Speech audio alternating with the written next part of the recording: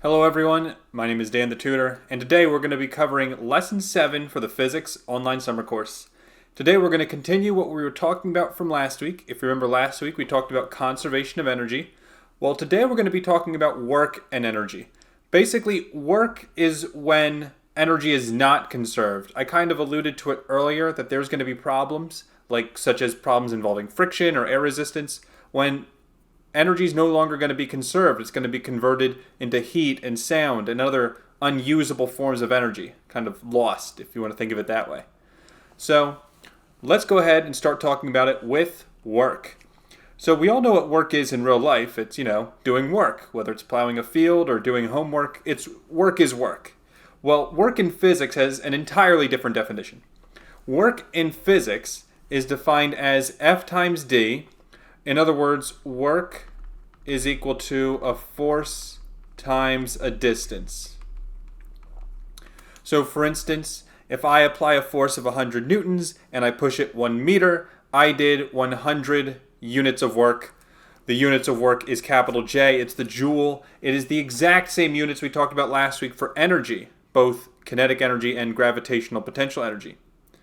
Now, one thing I need to add to this equation that is not there already, there's missing a cosine theta. I will talk about that cosine theta, but it is multiplied by the force times distance. So if I'm finishing this equation, I would write force times distance times cosine theta, where theta is going to be the angle between our force and distance. Any questions with that? I'm going to give an example, even just real quick. If let's say this is my object, the dot is my object, and I'm pulling this way, but for some reason, I don't know why, but the distance is going that way, probably because there's more than one force acting on it, then we would say this is the angle theta between force and distance. And a couple of angles you absolutely have to know, that you have to have memorized. It is the cosine of 0 degrees is 1, and the cosine of 90 degrees is 0. Actually, there's one more we should know. Cosine of 180 degrees, which is like perfectly opposite directions, that's going to be -1. And so we need to at least have these three memorized because these are the ones that you're going to use a lot. The most common example you'll see, by the way, is cosine 0 degrees or cosine 180, and you'll just agree with me after today's lesson. But there we go. That's it for work. Now let's go into an easy practice problem. Number 1. A person is holding a 3-kilogram book. If the person is holding the book still, what is the work done on the book by the person? Any ideas from the crowd? I think it's 0 because it's saying it's still, so it's not moving. You're exactly right. So I don't know what the force is, but certainly the distance is 0. And if it's 0, then I don't even think cosine theta matters, because anything times 0 is just 0. So in other words, 0 joules is correct. And this is funny, because imagine you're holding like a really, really, really heavy object. Like for instance, like 10 textbooks. Let's say you're carrying 10 textbooks, but you're holding them still. Even though you're sweating and you're doing all this force, there's no actual work going on in the physics sense because you need to move in order to create work. Now, part B, if the person lifts the book 1 meter upward at constant speed, what is the work that they do on the book?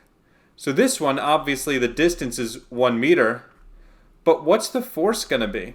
Any ideas? So the secret is, let's make a free body diagram here. If I consider my book to be just a dot, or you can draw it like a rectangle, I don't really care. But you've got gravity going down, and you've got your force pushing up. And my question for you is, if the book is moving upwards, which force is greater, F going up or mg going down? Any guesses? I think because it says constant speed, we don't have an acceleration, so they cancel each other out. You're ruining my trick question. But yes, you are correct, so I'm very happy. So even though the book is moving up, you'd be inclined to say force is greater than mg. The truth is F equals mg. Is it because they're Newton's third law forces? No. It's because constant speed just like you said, the acceleration 0, and therefore the net force is 0. And the only way you're going to have net force 0 is if in this case force equals mg, which is great because I know what the mass is and I know what g is. It's 9.8. By the way, if this didn't say constant speed, it would have to tell me the acceleration, or else this problem would be impossible to solve. So anyways, the work is going to be the force, which is mg, mass 3 times 9.8, times distance 1. And then if you think of cosine theta, remember, force points up, and the distance is also up. So in other words, the angle is 0. They point in the exact same direction. And as hopefully we all know from the last page, cosine of 0 is 1. So in other words, it's just going to be 3 times 9.8, which is 29.4, and the units are joules. Any questions on that one? Okay, so that was just one example of work. On the next page, I'm really going to wet your whistle because this one has 3 forces, and then part D, we're going to find the net work, which is also called the total work. So first, let's start with force number 1. Again, the equation's pretty easy. Work equals force times distance times cosine theta. The force is 30, the distance is 2, and who can tell me what the angle is? The correct answer is, since force points to the right and distance points to the right, they point in the same direction, and so the angle is 0, cosine 0. In other words, because they point in the same direction, I don't even need the cosine, it's just 1. So 30 times 2 is 60, we'll get 60 joules of work. By the way, I know that they're not on top of each other, force and distance are not on top of each other. If you prefer, you can always write it on top of each other, like this, and then you'll see the angles 0 that way. But they don't need to be. It doesn't matter. Next, part B. What is the force done by work 2? So again, work equals force 15 times distance, still 2. Doesn't matter that it's in a weird direction. What that does change, though, is the cosine value. What's the angle going to be this time? Would it be 150? 150. Is it 90? Hold on 1 second. How'd you get 150? Oh wait, never mind. I'm looking at the wrong angle. Yeah, I think you're looking at the last one. You are right for F3, by the way. But for F2, it is 90. So, yes, it is cosine 90. And so, for that reason, cosine of 90, we just said it, it's 0. Anything times 0 is 0. So, it looks like the work is 0. Now, by the way, why that's important that you know that is because there's going to be a lot of problems in physics where, let me just show you on a different sheet of paper, where you have a box, and the box is moving this way, some distance that way. And then, if I just ask you, right now, nothing's touching this box, it's still moving to the right, but nothing's touching it, what are the forces acting on the box? You've got gravity mg and a normal force pointing up. As we know, normal force, we said this last week, is a conservative force, meaning no work done. Do you know why we said that last week? It's because the angle between, normal force pointing up and distance to the right is 90 degrees. So the work being done is always 0 for a box, or normal force, I should say. And that's because even if you were to draw it, like let's say on a ramp, let's just say you have a ramp, and again, same box, normal force points that way, perpendicular to my ramp, and then distance will always point up or down the ramp. So as you can see, the normal force will always be perpendicular to the movement. That's why we said normal force was conservative last week. Now we know why. Okay, so that's it for part A and part B. Now for part C, what is the work done by F3? The work is 20 times distance 2. And here's an interesting one. There's actually 2 correct answers. One angle you can say is this angle over by this way is 180 plus 30 degrees, which is 210 degrees. It's one thing you can say. Or you can go the other way, and if you go the other way, you'll get 180 minus 30 degrees, you'll get 150 degrees. Now the funny thing is, as far as cosine's concerned, this is the exact same answer. If you don't believe me, plug it in your calculator and make sure your calculator's in degrees. But if we do cosine of 210 or 150, we'll get the same answer. And the final answer, when you plug this in your calculator, is negative 34.6 joules. Any questions on part C? Or any of the parts? And then finally, if you want the network, I'm sure you already know what to do, but you just add all these numbers together. 60 plus 0, which I don't really need to write plus 0, but 60 minus 34.6 joules, it's going to give me a final answer of 25.4 joules. And that's it for number 2. Any questions? Okay, good. Next up, the rest of the lesson we're going to be talking about how work relates to energy. Basically, how the stuff we learned this week with work relates to the stuff we talked about last week. So the first thing I want to do is I want to write the equation again. Don't write this down, just observe. I want to write the equation down from last week. The equation we wrote last week was this. E total initial equals E total final. Remember? Well, this is if work is equal to 0. If we do have work, such as friction, such as a drag force, such as an external force, such as your little brother pushing the box, you are going to modify the equation by just adding work to the left side. In other words, E total initial plus the work equals E total final. If you want to think of it like this, you can also think of it like the initial plus the change, which is what work is, equals the final. Initial plus change equals final. That's basically what it is. By the way, if your work is positive, which we saw positive and negative work already today, just look at number 2. If your work is positive, energy is being added to the system. And if work is negative, then energy is being taken out of the system. Like for instance, friction will always be negative. I'm telling you this now because friction always removes energy from the system. Always. And by the way, just as a reminder, what was E total again? Well, E total was the sum of our 2 kinds of energy, gravitational potential energy plus kinetic. And I'll write these equations down too. Gravitational potential energy was mgh plus K is 1/2 mv squared. Any questions so far? And then finally, we have a shortcut equation. If you're on a flat surface, you get to use this shortcut equation. Work is equal to delta K. Now, this is what they say in the textbooks, and if you know me long enough, then you'll know that I hate delta notation. I will never write it.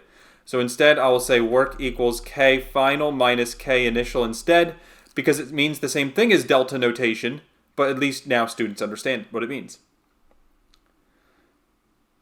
And one more thing I do want to say, when you take this class in the fall, or in college, or wherever you take it, a lot of times they will not give you the equation that I gave you. That's because my equation that I'm using is just a better version of the one that the textbooks give you, and it's easier to memorize.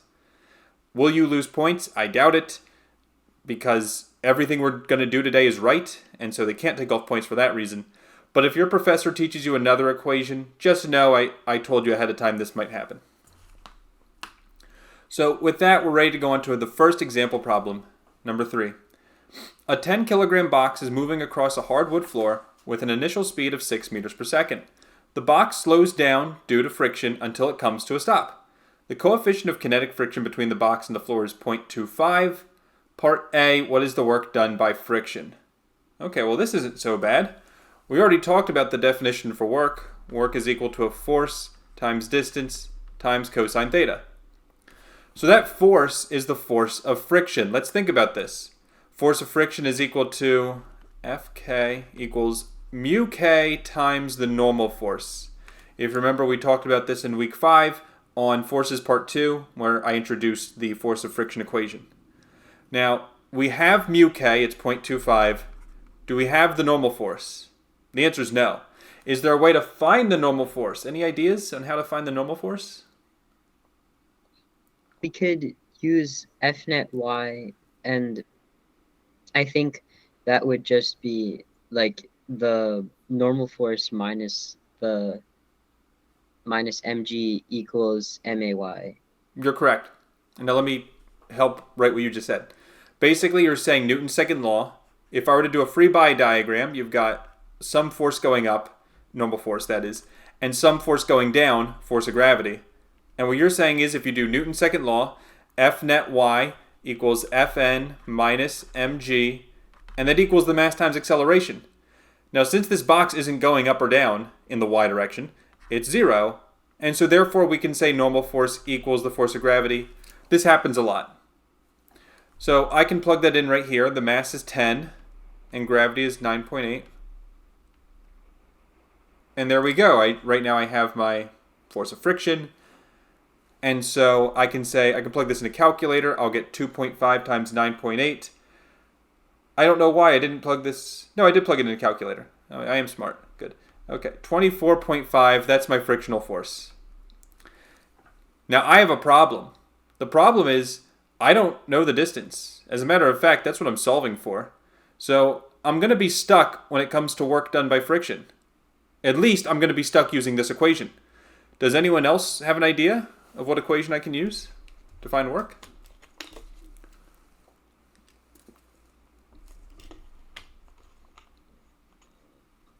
Well, I would say that this is a flat surface, is it not? Which means I can use that equation I said earlier.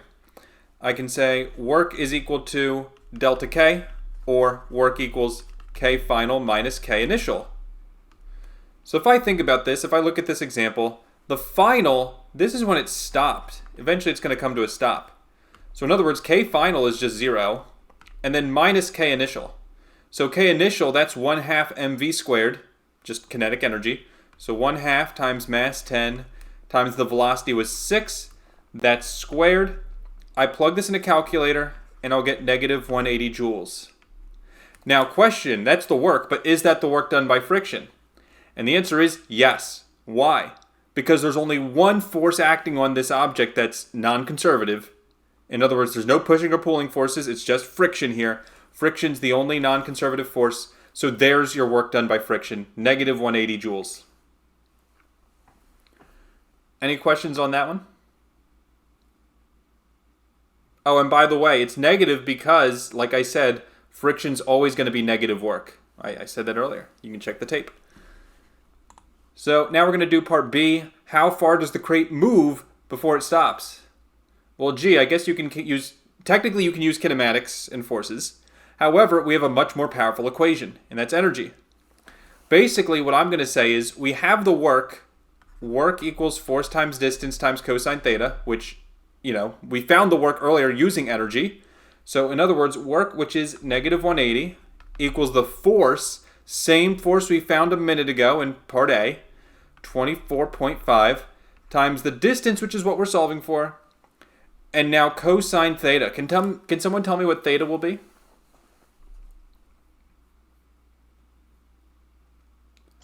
Is theta gonna be? It's either 0 or 180. It's definitely one of those two. Basically, which way does friction point, left or right? Frictional point left. Certainly, because you're moving to the right, so friction's got to oppose it. And then the distance points to the right. That angle is 180. A 180 degree angle always looks like this. One's pointing one way, the other's pointing the other. Kind of like tug of war. So because that's 180, and we said on the very first page that cosine of 180 is negative 1, it looks like we're going to simplify to negative 180 equals negative 24.5 times d. And then if you want to solve for d, you just divide both sides by negative 24.5.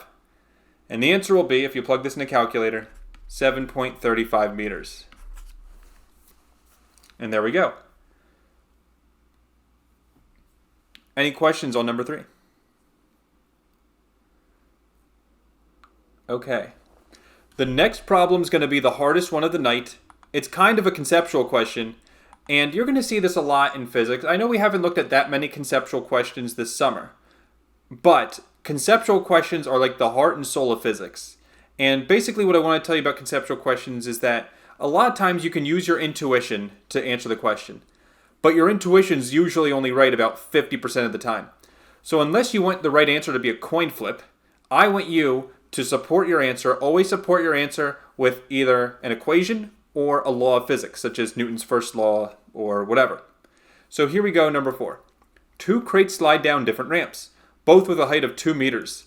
Each ramp has the same coefficient of kinetic friction, but the ramp used by crate A is longer and has less of an angle. Which crate, A or B, has the greatest speed at the bottom? Of course, they could be equal is also an answer. So just by show of hands, use the voting feature on your smart devices. Who thinks A will be faster at the bottom? Okay, 0 hands. Who thinks B will be faster at the bottom? Okay, I think 2 hands, that is. Good. Okay. And that means, there's only 2 people in the live lesson, so that means no one thinks they're equal. Okay, well, let's see. So here's what I'm going to say. First, if I were to think of an equation, it's E total initial plus the work equals E total final. At the initial, they both have the same initial. In other words, it's mgh. Since they both have the same height, their initial energies are exactly the same. So I can just write mgh. It's not going to matter. I can plug in the numbers. They would just cancel anyway. Does not matter. What does matter is the work, because the work is going to be the force of friction, which I will call Fk, times the distance d, which, by the way, the distance will be different, and then cosine theta. But cosine theta, I'm just going to tell you for both of these, is 180 degrees. That will be -1. And the reason why is because no matter what ramp you have, distance will point down the ramp like that, and friction will point up the ramp like that. It doesn't matter the angle. Cosine will always be 180 for friction. You can even write that down. Cosine will always be 180 for friction. And then on the other side, you've got E total final, which once you're at the bottom of the ramp, all you have is kinetic energy, so 1/2 mv squared. And again, that's going to be the same mass at least for both boxes. The only thing that could be different is the velocity or the force of friction or the distance. So now let's talk about how this is going to affect the answer. So first let's look at the friction. The friction force is equal to mu k times the normal force. Now as we know, the coefficient of friction is the same in this example. Each ramp has the same coefficient of kinetic friction. It says that in the problem. The normal force will be different. Let's see why. Let me just give a generic example with a generic ramp. So if I have this box right there that's lopsided, whatever, and I have a normal force pointing that way and gravity pointing that way. I don't think I ever told you this in this online course, but one thing you always want to do with ramps is you want to tilt the ramp so that you're now looking at a flat surface like this. Same object, but I am literally tilting the ramp. When I do that, there's consequences. The normal force will now point straight up, because it's straight up, but now gravity will no longer point straight down. It now points down and to the right to be consistent with the picture above. And the reason why I would do that is because now I have a right triangle there. And because this is your angle theta, and maybe you're confused why that angle's theta. Well, let me just quickly show you. You don't have to write this down. You can just observe.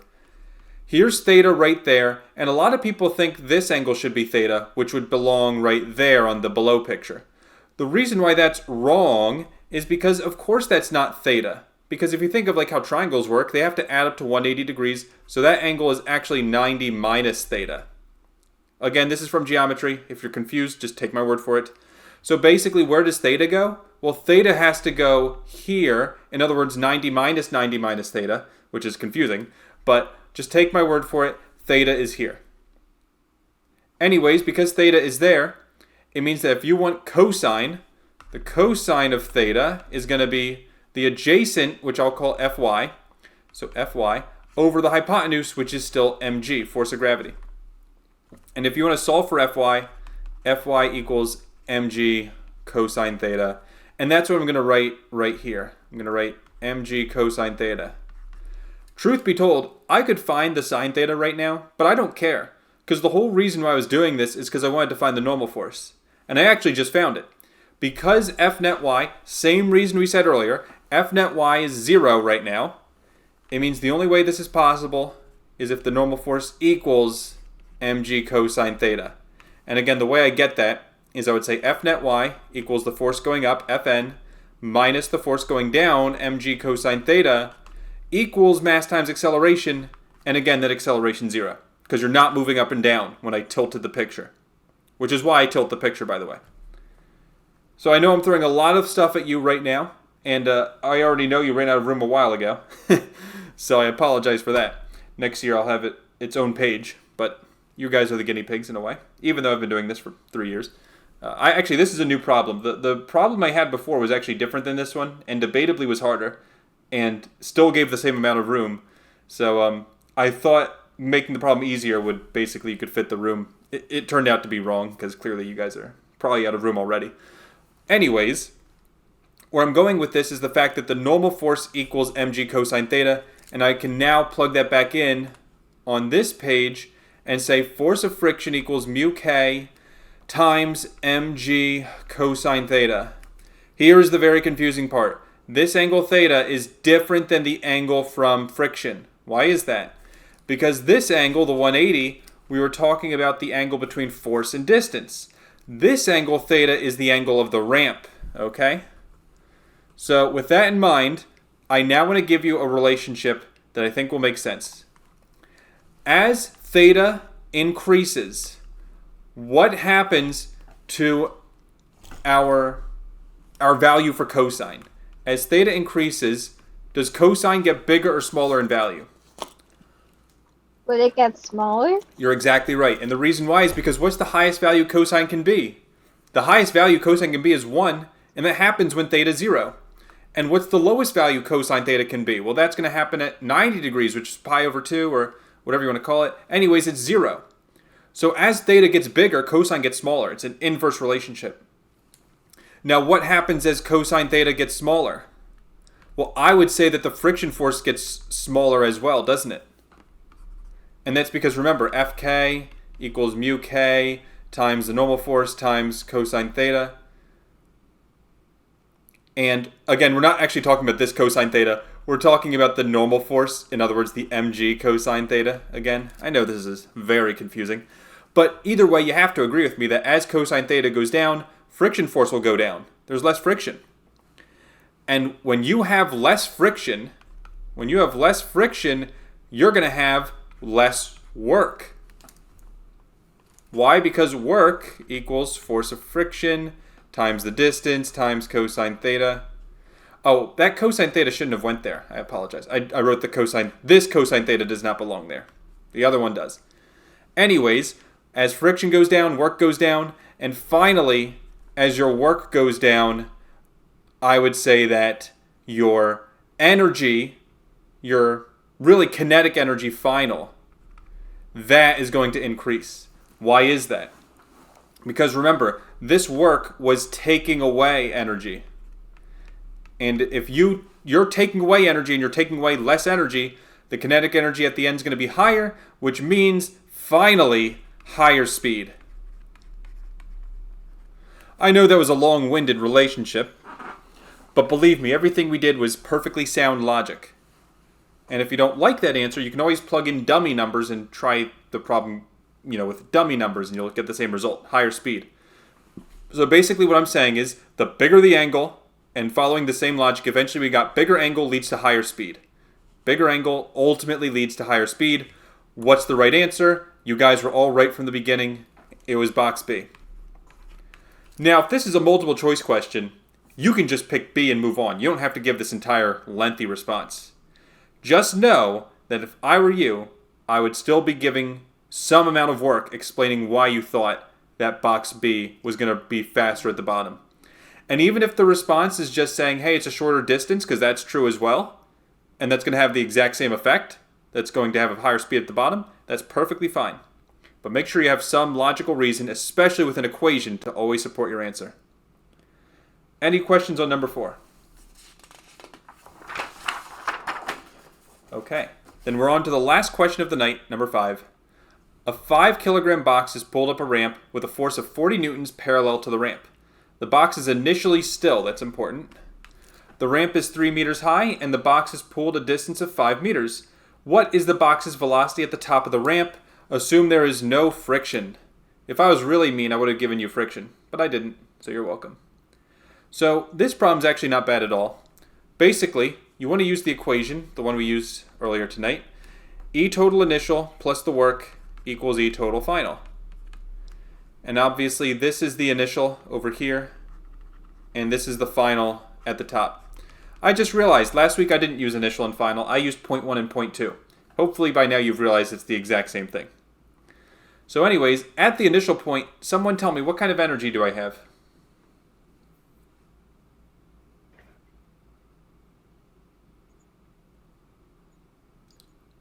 Any brave answers? I hear you're unmuted, so you're going to talk eventually.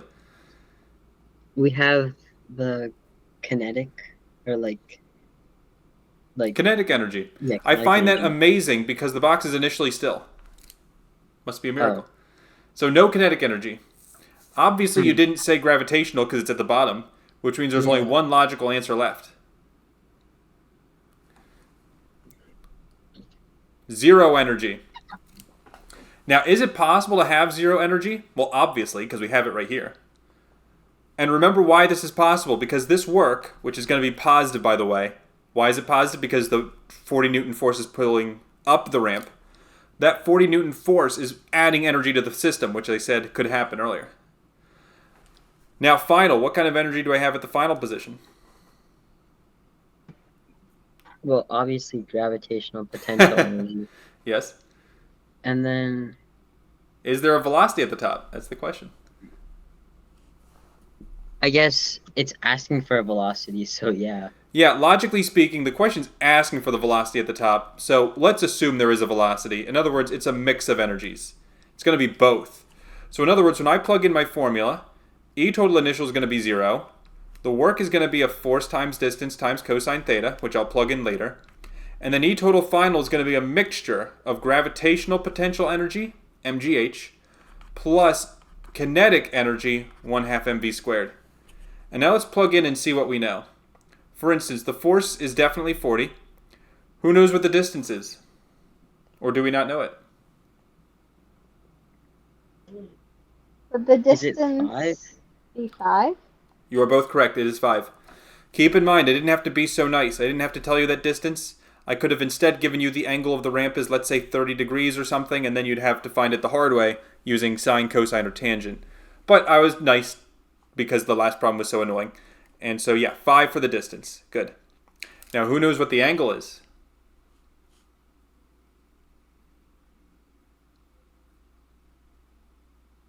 That, it's either going to be 0, 90, or 180, because I don't have the angle of the ramp. Remember, force points up the ramp, distance points up the ramp, the angle is 0. They point in the same direction. So, keep in mind that theta is often deceptive because a lot of people think it's the ramp. Usually it's not the ramp because I want the angle between the force and the distance. Okay, cosine theta we know is 1, so that's just going to not matter, basically, for the rest of the problem.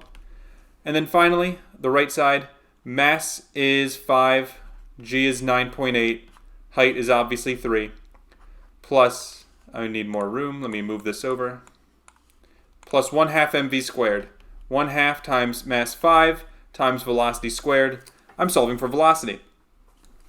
So when I plug this in my calculator, the left side is just going to be 40 times 5, which is 200. The right side is going to be, that's going to come out to 147 plus 2.5 v squared. At this point, it's just algebra. So you subtract 147 from both sides. We'll get 53 equals 2.5 v squared. Then you divide both sides by 2.5.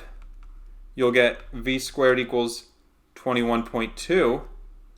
And if you take the square root, you will get v equals approximately 4.6 meters per second. And there's our speed at the top. Any questions?